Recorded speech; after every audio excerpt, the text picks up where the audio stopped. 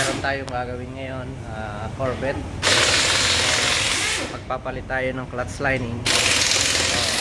Kailangan natin tanggalin yung buong chassis. Tapos ang pangilalay mamaya pa. Boss, mechanic.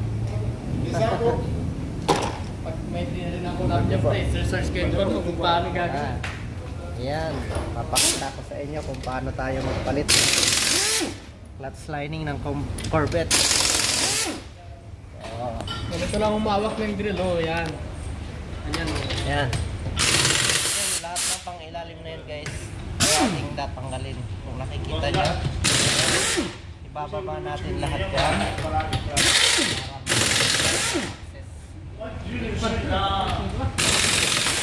Okay, pause muna natin.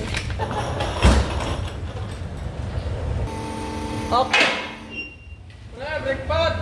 Ayan guys, so ayan, nakikita nyo, kailangan natin itong tanggalin yung upper arm, rear control arm nya, yung upper, at saka itong transmission nya nandito. Ayan, kasi yung clutch lining nya nandun sa dulo. Ayan, so babaklasin natin lahat yan.